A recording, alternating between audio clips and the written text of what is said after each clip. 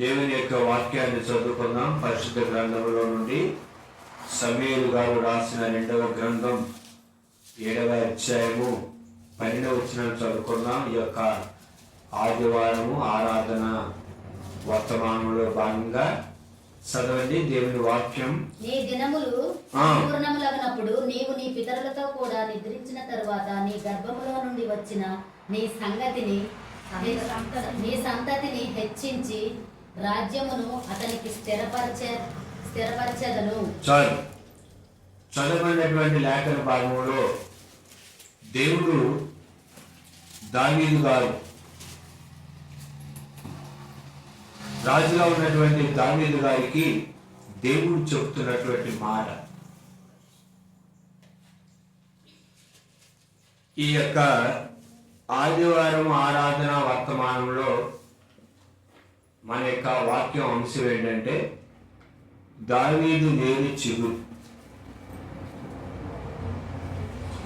చదవమైనటువంటి లేఖన భాగంలో దావీదు వేరు చిగురు ఎవరు? మన ప్రభు అయినటువంటి యేసుక్రీస్తు వారు. నీ దినములు సంపూర్ణమగునప్పుడు నీవు నీ పితరులతో కూడా నిద్రించిన తర్వాత నీ గర్భములో నుండి వచ్చిన నీ సంతతిని హెచ్చించి రాజ్యం అతనికి స్థిరపరిచేదను అని దేవుడు దావీదు గారితో చెబుతున్నారు. అంటే దావీదు గారు తన జీవిత కాలం ముగించిన తరువాత తన పితరులతో కూడా దావీదు గారు నిద్రించిన తర్వాత దావీదు గారి యొక్క వంశములో నుండి వచ్చినటువంటి ఆయన సంతానాన్ని దేవుడు హెచ్చించి దావీదు రాజ్యాన్ని దేవుడు స్థిరపరుస్తాను అని దావీదు గారికి దేవుడు వాగ్దానాన్ని ఇచ్చాడు. అంటే దావీదు గారి తర్వాత సౌలు గారి తర్వాత దేవుడు దావీదు గారిని ఇజ్రాయేల్ దేశం మీద రాజుగా ఎన్నుకొని దావీదు వంశంలో చాలా మంది రాజులు ఇజ్రాయేల్ దేశాన్ని పరిపాలించారు. ఇజ్రాయేల్ రాజ్యం కొంతమంది రాజులు యోధా బెన్యామీను గోత్రాన్ని దావీదు వంశస్థులు పరిపాలించారు. దావీదు వంశంలో వచ్చినటువంటి రాజులు వారు పొరపాటు చేసినా కూడా దేవుడు దావీదు వంశాన్ని ఆ విధంగా ఒకరి తర్వాత ఒకరిని కొనసాగిస్తూ వచ్చారు. కానీ ఇజ్రాయేలు దేశంలో అంటే ఇజ్రాయేల్ యొక్క రాజ్యంలో 10 గోత్రాలు ఒకే వంశం వారు పరిపాలించలేదు. కానీ వేరు వేరు వంశం వాళ్ళు వేరు వేరు రాజులు పరిపాలించారు. దేవుడు దావీదు గారికి ఏమని చెప్పారంటే, సౌలుకు నా కృప దూరమైనట్టు నీకు నేను దూరం చేయను, నీ రాజ్యాన్ని నేను స్థిరపరుస్తాను, నీ రాజ్యం శాశ్వత కాలం ఉంటుంది అని దేవుడు చెప్పాడు. మరి ఎలా ఉంటుంది దావీదు యొక్క రాజ్యం శాశ్వత కాలం? దావీదు యొక్క వంశంలో యూదులను బెన్యామీనును మరి ఆనాడు బబులోను సామ్రాజ్యాన్ని పరిపాలించినటువంటి నెబుకద్నెజరు యెరూషలేము మీద దండయాత్ర చేసి వారి యొక్క దావీదు వంశంలో వచ్చిన రాజులను ఆయన జయించారు. ఆ తర్వాత దావీదు వంశంలో ఉన్నటువంటి రాజులు ఇక పరిపాలన లేదు. తర్వాత మాద్య పార్శిక రాజులు పరిపాలించారు. బబులోను సామ్రాజ్యం తర్వాత మాద్య పార్శిక సామ్రాజ్యం, తర్వాత రోమా సామ్రాజ్యం, తర్వాత తర్వాత గ్రీక్ సామ్రాజ్యం. రోమా సామ్రాజ్యంలో రాజులు పరిపాలించారు. ఆ విధంగా పరిపాలన జరిగినప్పుడు 10 సంవత్సరాల పరిపాలనలో దావీదు వంశం ఎక్కడ కూడా లేదు. దేవుడు వాళ్ళు పాపం చేశారు. ఇజ్రాయేల్ ప్రజలు, యూదులు, బెన్యామీను, దేవుడు వారిని శిక్షించి మరలా మాల్దీయ పాంచిక సామ్రాజ్యంలో మరలా వారి స్వస్థలానికి ప్రభు తీసుకొచ్చారు. అప్పుడు పరిపాలన లేదు, ఎందుకంటే వాళ్ళు మాల్దీయ పాంచికల రాజ్య పరిపాలన కింద, గ్రీకు సామ్రాజ్య పరిపాలన కింద, రోమా సామ్రాజ్య పరిపాలన కింద వాళ్ళు జీవించారు. కానీ దావీదు యొక్క సింహాసనం మీద శాశ్వత కాలంగా ఉండటానికి దేవుడు నిర్ణయించినటువంటి వ్యక్తి ఎవరయ్యా అంటే మన ప్రభువైన యేసుక్రీస్తు వారు. దావీదు ఏడు చిగురు. దావీదు యొక్క వంశం ఒక చెట్టు అయితే ఆ చెట్టు అనే దానికి దావీదు గారు వేరుగా ఉంటే, మరి ఆ చెట్టు అనేది కొంతకాలానికి కనిపించకుండా పోతే వేరైతే ఉంది కానీ చెట్టు లేదు.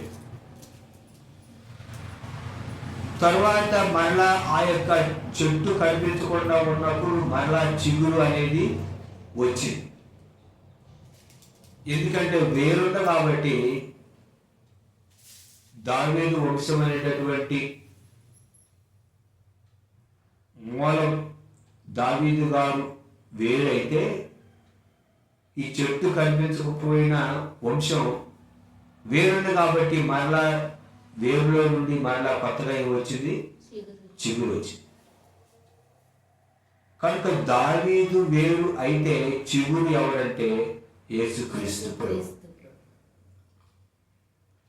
ఆ విషయాన్ని మనం దేవుని వాక్యంలో చూద్దాం. మత్తయి గారు రాసిన సువార్త 1వ అధ్యాయం 1వ వచనం చూడండి. వాక్యంలో అబ్రహాం కుమారుడగు దావీదు కుమారుడైన యేసుక్రీస్తు వంశావళి. చూసారా? దావీదు కుమారుడైనటువంటి యేసుక్రీస్తు వంశావళి. అబ్రహాము కుమారుడు, దావీదు కుమారుడైన యేసుక్రీస్తు వంశావళి. అంటే దావీదు వంశంలో నుండి యేసుక్రీస్తు ప్రభువారు వచ్చారు. అందుకని మనం చదువుకున్నటువంటి లేఖన భాగంలో చూడండి, దేవుని వాక్యంలో మనం చదువుదాం. లూకాసు వార్తలో దేవుని వాక్యంలో చెప్పబడినటువంటి విషయాన్ని మనం చూద్దాం. లూకాసు వార్త 2వ అధ్యాయము చూడండి, 4వ వచనంలో ఉన్నటువంటి వాక్య భాగం. 2వ అధ్యాయం 4వ వచనం. లూకాసు వార్త 2వ అధ్యాయం 4వ వచనం. దావీదు వంశంలోను గోత్రములోను పుట్టినవాడు. చాలు, చూసారా? యేసేపు దావీదు వంశంలోను గోత్రంలోను పుట్టినవాడు కనుక తనకు భారీగా ప్రదానం చేయబడి గర్భవతి ఉండిన మరియతో కూడా ఆసక్తిలో రాయబడ్డకు గలిల నజరేతు నుండి యోర్దాను చేయబడిన దావీదు ఊరికి వెళ్ళెను. దావీదు పట్టణం, దావీదు ఊరు బెత్లెహేముకి యేసేపు వెళ్ళాడు. ఎందుకు? దావీదు వంశంలో ఉన్నాడు యేసేపు కనుక. ఇప్పుడు ప్రభువైన యేసుక్రీస్తు వారు ఏ వంశంలో నుండి వచ్చారు? దావీదు వంశం. దావీదు కుమారుడా నన్ను కరుణించు అని గుడ్డివారు కేక వేశారు భర్తమై. అదేంటి కదా, అంటే పితరులని తండ్రిగా భావించేటటువంటి విధానము ఉంది ఇజ్రాయేలీలో. కనుక ఇప్పుడు దావీదు వేరైతే చిగురు యేసుక్రీస్తు ప్రభు. మన అంశం ఏంటంటే దావీదు వేరు చిగురు. ఇది మన అంశం. చూడండి, దేవుని వాక్యం 7వ అధ్యాయం 13వ వచనం. అదే సమీర గ్రంథం 7:13 13వ వచనం. అతడు నా ఘనత కొరకు ఒక మందిరమును కట్టించెను, అతని రాజ్య సింహాసనమును నేను నిత్యముగా స్థిరపరచెదను. చాలు. అతడు నా నామ ఘనత కొరకు ఒక మందిరం కట్టించును. ఎవరు? దేవుని యొక్క నామ ఘనత కొరకు మందిరం కట్టించేది ఈ వాక్య భాగంలో సొలొమోను. అతని రాజ్య సింహాసనము అంటే దావీదు గారి యొక్క రాజ్య సింహాసనము నేను నిత్యముగా స్థిరపరిచెదను. మరి నిత్యంగా స్థిరపరిచేది ఏమిటి? ఈ వాక్యంలో ఉన్నటువంటి అర్థం, ఈ యొక్క వాక్యంలో ఉన్నటువంటి ఈ వాగ్దానం యొక్క నెరవేర్పు భవిష్యత్తులో ఇది డబుల్ వాగ్దానం అన్నమాట. డబుల్ సిమ్ ఎలాగైతే ఫోన్లో వేసుకుంటారో ఒకే వాగ్దానంలో, ఒకే వాక్యంలో, ఒకే ప్రవచనంలో 2 వాగ్దానాలు ఉన్నాయి. ఆ కాలంలో అప్పటి కాలానికి దావీదు కుమారుడైనటువంటి సొలొమోను గారు అయితే భవిష్యత్తులో దావీదు కుమారుడుగా రాబోతున్నటువంటి యేసుక్రీస్తు ప్రభు.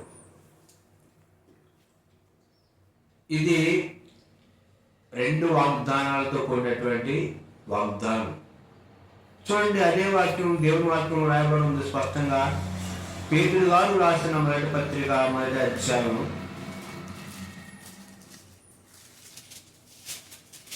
చూడండి. వాక్య భాగం పేతురు గారు రాసిన మొదటి పత్రిక 1వ అధ్యాయంలో ఉన్నటువంటి వచనాన్ని నేను చదువుతాను. జాగ్రత్తగా మీరు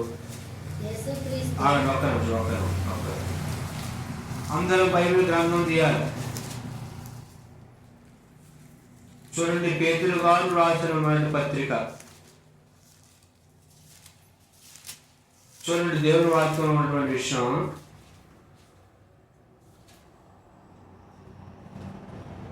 చూడండి, దేవుని వాక్యం ఏమో రాయబడి ఉంది అక్కడ. 11వ వచనం ఏమో రాయబడి ఉంది, చదవండి. ఈ రక్షణను గూర్చి పరిశీలించుచు తమ యందున్న క్రీస్తు ఆత్మ క్రీస్తు విషయమై శ్రమలను గూర్చియు వాటి తరువాత కలుగబోవు మహిమలను గూర్చియు ముందుగా సాక్ష్యమిచ్చినప్పుడు ఆత్మయే కాలమును ఎట్టి కాలమును సూచించుచున్నడో దానిని విచారించి పరిశోధించిరి. పరలోకము నుండి ఇక్కడ దేవుని వాక్యం ఏమని రాయబడుతుందో తెలుసా?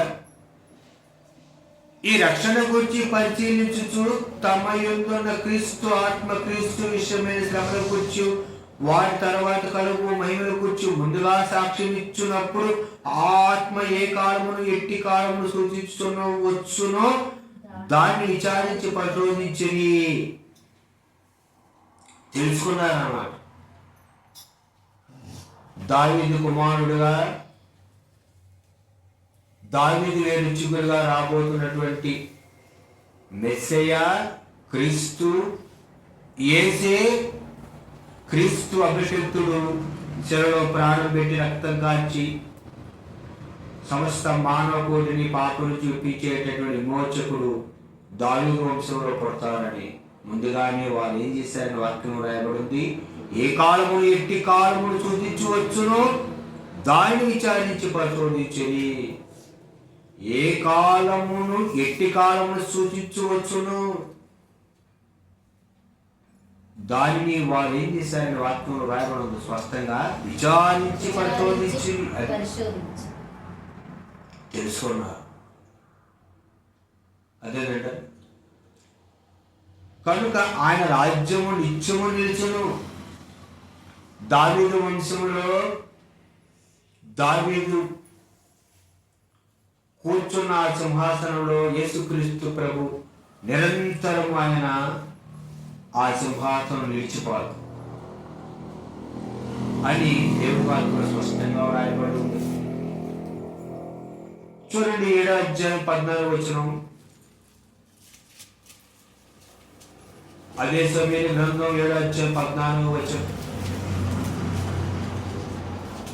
చదవండి. నేను అతని తండ్రినై ఉండును, అతడు నాకు కుమారుడై ఉండును. అతడు పాపము చేసిన ఎడల నరుల దండముతోనూ మనుషులకు తగులు దెబ్బలతోనూ అతనిని శిక్షించును గాని నిన్ను స్థాపించుటకై నేను కొట్టివేసిన సౌలునకు నా కృప దూరమైనట్లు అతనికి నా కృప దూరము చేయును. చూసారండి, దేవుని వాక్యం ఏమనబడింది 14వ వచనంలో, నేను అతని తండ్రి అయ్యుండును, అతను నాకు కుమారుడు, అతను పాపం చేసిన ఎడల నరుల దండంతోనూ మనుషుల తగులు దెబ్బలతోనూ అతను శిక్షించును కానీ నిన్ను స్థాపించుటకే నేను కొట్టి వేసిన సౌలుకు నా ప్రభు దూరమైనట్టు అతనికి నా ప్రభు దూరం చెయ్యను. దావీదు వంశంలో పుట్టినటువంటి రాజులు దేవుని యొక్క కృపకు దూరమై పాపం చేశారు. అయినా దేవుడు వాళ్ళని మానవుడు ఒక తండ్రి కుమారుని ఎలాగైతే శిక్షిస్తారో అలాగే శిక్షించాడు వాళ్ళు. కానీ ఇక్కడ దేవుని వాక్యం ఏమరాబడింది, నేను అతనికి తండ్రిని అయ్యుండును, నేను అతనికి ఏమవుతాను, తండ్రి. ఈయన నా ప్రియ కుమారుడు అనేది నేను ఆనందించుతున్నాను ఒక శబ్దం పరలోకం నుండి వచ్చి యేసుక్రీస్తు వారు తండ్రి అని సంబోధించారు.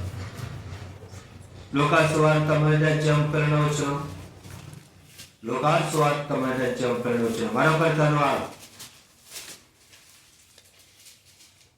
చదవండి. ఆయన గొప్పవాడై సర్వోన్నతుని కుమారుడు అనబడును. ప్రభు అయిన దేవుడు ఆయన తండ్రి అయిన దావీదు సింహాసనమును ఆయనకిచ్చును. చాలు, చూసారా దేవుని వాక్యంలో పరిశుద్ధాత్మ దేవుడు ఎంత స్పష్టంగా వాక్యంలో రాయించారంటే లూకాసు వార్త 10:12 దేవుడు వ్రాయించినటువంటి మాటలు పరిశుద్ధాత్మ దేవుడు లూకా గారి ద్వారా వ్రాయించారు. లూకా గారు ఒక వైద్యుడు, ఒక చరిత్రకారుడు, ఆయన పరిశోధించినటువంటి వారు కనుక లూకా గారు రాసిన సువార్త 10:32 దెయోఫిలాకు రాశారు. లూకా గారు రోమా సామ్రాజ్యంలో ఘనత వహించిన దెయోఫిలాకు లూకా గారు రాసినటువంటి యొక్క సువార్తలో 1:32 లేఖనం ఏ విధంగా రాయబడి ఉంది, లేఖనం ఏ విధంగా సెలవిస్తా ఉంది, ఆయన గొప్పవాడే సర్వోన్నతుని కుమారుడు అనబడును. ప్రభు అయిన దేవుడు ఆయన తండ్రి అయిన దావీదు సింహాసనమును ఆయనకి ఇచ్చును. చూసారండి, దావీదు సింహాసనం మీద నిరంతరము ఏలేది ఈ ప్రపంచాన్ని ఎవరయ్యా అంటే నజరేయుడైన యేసుక్రీస్తు ప్రభు. తండ్రి అయిన దావీదు సింహాసనం, ప్రభు అయిన దేవుడు ఆయన తండ్రి అయిన దావీదు సింహాసనం. అంటే తండ్రి అయినటువంటి దేవుడు కుమారుడైనటువంటి యేసుక్రీస్తు వారికి దావీదు వంశములో దావీదు తండ్రిగా ఉన్నటువంటి ఆ సింహాసనాన్ని కుమారుడుగా వచ్చినటువంటి యేసుక్రీస్తు ప్రభుకి ఆ సింహాసనం ఇస్తానని చెప్పారు. చదవనేటువంటి వాక్య భాగంలో తండ్రి దావీదు సింహాసనం ఆయనకి ఇచ్చును ఇచ్చును ఇచ్చును భవిష్యత్తులో ఇస్తారు. ఆ కాలానికి ఇచ్చునని రాయబడు. అక్కడ చదువుకున్నటువంటి సమయ గ్రంథంలో ఇస్తాడు ఇచ్చు అదేనంటారు. చదవండి 7:16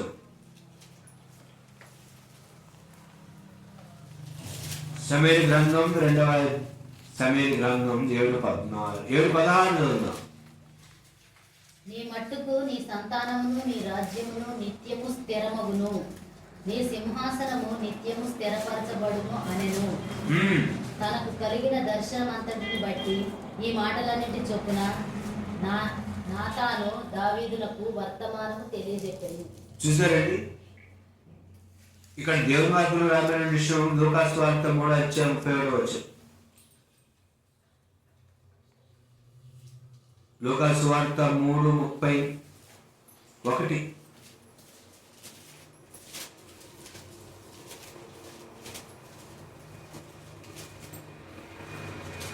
ఇక్కడ దావీదు గారి యొక్క వంశం రాయబడి ఉంది. చూడండి, దావీదు వంశం ఇక్కడ దేవుని వాక్యంలో రాయబడి ఉంది.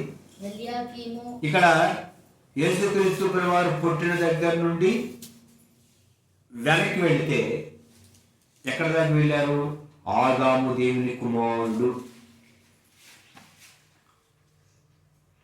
23వ వచనం నుండి లూకా సువార్త 3వ అధ్యాయం 38వ వచనం వరకు ఇక్కడ ప్రభువైన యేసుక్రీస్తు వారు పుట్టినటువంటి విధానంలో ఆయన దగ్గర నుంచి వెనక్కి వెళ్తే దావీదు కుమారుడు, తర్వాత ఆదాము దేవుని కుమారుడు. అక్కడి నుంచి ఇక్కడ వంశావళి రాయబడు. అర్థమేంటంటారు? ఇక్కడ వంశావళి రాయబడు. చూడండి, ప్రకటన గ్రంథం 28వ అధ్యాయం 16వ వచనం. ప్రకటన గ్రంథం 28:16.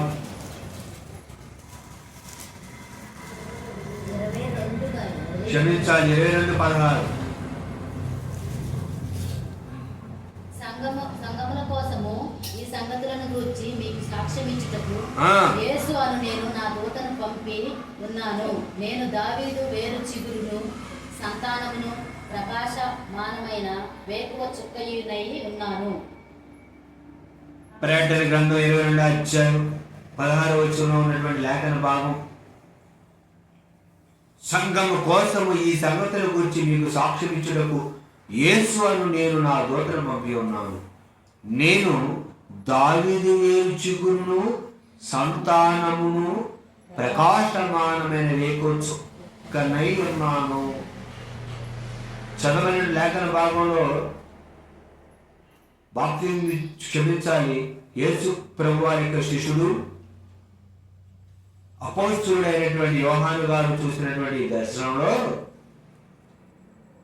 ఇక్కడ ప్రభువైన యేసుక్రీస్తు వారు చెబుతున్నటువంటి మాట ఏంటంటే, ఆయన అప్పటికి పునరుత్థానుడయ్యాడు, మహిమలో ఉన్నాడు. యోహాను గారు చూసినటువంటి ఈ ప్రత్యక్షతలో యేసుక్రీస్తు ప్రభువారు చెబుతున్న విషయం, యేసు అను నేను నా దూతను పంపి ఉన్నాను. నేను దావీదు వేరు చిగురును. చూసారండి, ప్రభువైన యేసుక్రీస్తు వారు స్వయంగా చెబుతున్నారు, నేను ఎవరినంటే దావీదు యొక్క వేరు చిగురుని. ఒక చెట్టుకి వేరు ఎలా ఉంటుందో, దావీదు వంశానికి దావీదు గారు వేరైతే ఆ యొక్క వంశావళిలో నేను ఎవరినంటే చిగురు. ఆల్మోస్ట్ దావీదు వంశం కుప్పకూలిపోయింది. ఇక దావీదు వంశంలో నుంచి రాజులు పరిపాలించే పరిపాలన యోధా, బెన్యామీను ఉన్నటువంటి ఆ యొక్క 2 గోత్రాల్లో లేదు. యోధా గోత్రం బెన్యామీను గోత్రాన్ని పరిపాలించినటువంటి దావీదు వంశావళిలో నెబుకద్నెజరు గారు వచ్చి యెరూషలేము ముట్టడి వేసే వరకు పరిపాలన జరిగింది. దావీదు దగ్గర నుంచి యెహోయాకీము ఏలుబడి వరకు. తర్వాతిగా రాజ్యం లేదు, పరిపాలన లేదు, ఏమి లేదు. ఇంచుమించు చాలా కాలం వరకు పరిపాలన లేదు. తర్వాత వచ్చినటువంటి సామ్రాజ్యాలు వారి యొక్క చేతి కింద వీరు జీవించారు, వారి పరిపాలనలో ఉన్నారు.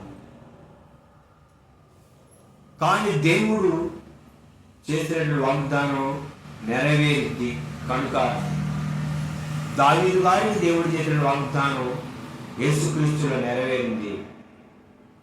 ఆ దావీదు సింహాసనం మీద నిరంతరం పరిపాలించే పరిపాలకుడు, రాజుల రాజు, ప్రభువుల ప్రభువులు, సర్వాధికారి అయినటువంటి నజరేయుడైనటువంటి యేసు క్రీస్తు ప్రభు. కనుక ప్రభువారు ఇక్కడ చెబుతున్నారు, నేను ఎవరినయ్యా అంటే దావీదు యొక్క వేరు చిగురుని. దావీదు యొక్క వేరు ఉంది కదా, ఆ వేరు యొక్క చిగురుని. దావీదు వేరు చిగురును, సంతానమును. ఆ సంతానం నుండి వచ్చినవాడు ప్రకాశమానమైన వేకువ చుక్కనై ఉన్నావు. ఎవరంటే ఆయన ప్రకాశమానమైన చుక్క. కనుక దావీదు వంశావళిలో, దావీదు యొక్క వంశంలో నుండి ఇచ్చినటువంటి, దావీదు కుమారుడుగా ఉన్నటువంటి నిరంతర పరిపాలకుడైనటువంటి యేసుక్రీస్తు ప్రభువుని నీవు నేను అంగీకరించి దావీదు యొక్క సింహాసనం మీద నిరంతరము పరిపాలించే ఆ పరిపాలకుడు, ఆ రాజు అయిన యేసుని మనం అంగీకరించాలి. అప్పుడు మన యొక్క ఉదయం అనే సింహాసనం మీద ఆయన పరిపాలిస్తాడు. భవిష్యత్తులో మన యొక్క మహిమ శరీరాన్ని, మన ఆత్మను కూడా పరిపాలించే పరిపాలకుడు, నిరంతర పరిపాలకుడు, మహిమలో పరలోక రాజ్యాన్ని పరిపాలించే పరిపాలకుడు ఆయన. కనుక ఆ రాజ్యంలో నీవు నేను ఉండాలంటే మనసులో మార్పు కలిగి నీటి ద్వారా రక్షించబడి బాప్తిసం తీసుకొని సంఘ క్రమంలో పాల్గొని ఆయన రాకడ కొరకు ఎదురు చూడాలి. కనుక నజరేయుడైన యేసుక్రీస్తు ఎవరంటే దావీదు వేరు చిగురు అని దేవుని యొక్క వాక్యం రాయబడి ఉంది. దావీదు గారు మరణించేటప్పుడు దేవుడు ఆయనకి తెలియజేశాడు,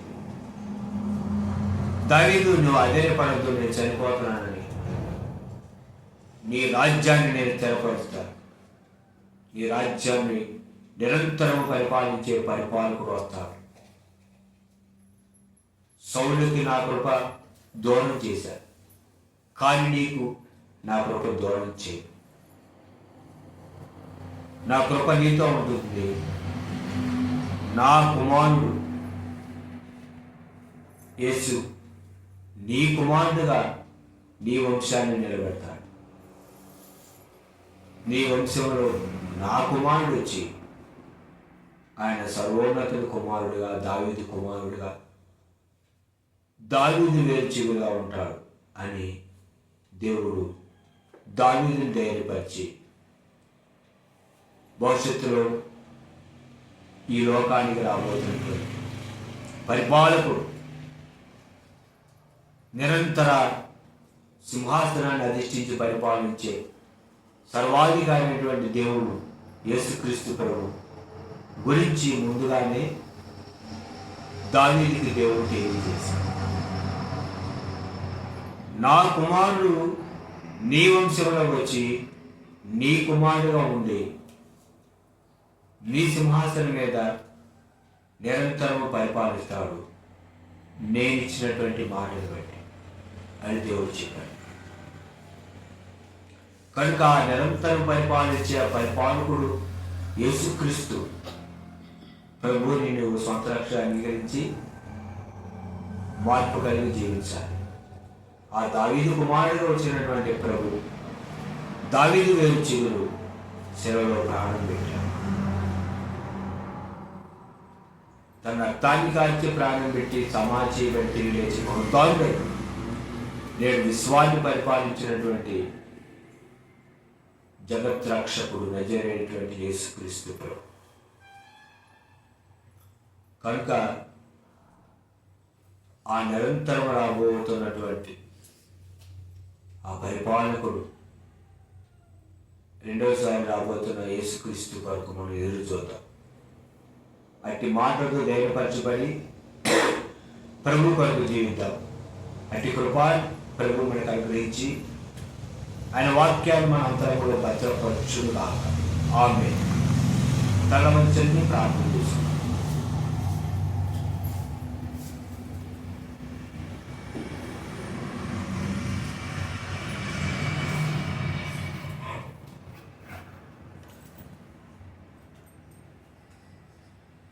దేవుని వాక్యం వినండి, ఆత్మీయంగా బలపడండి.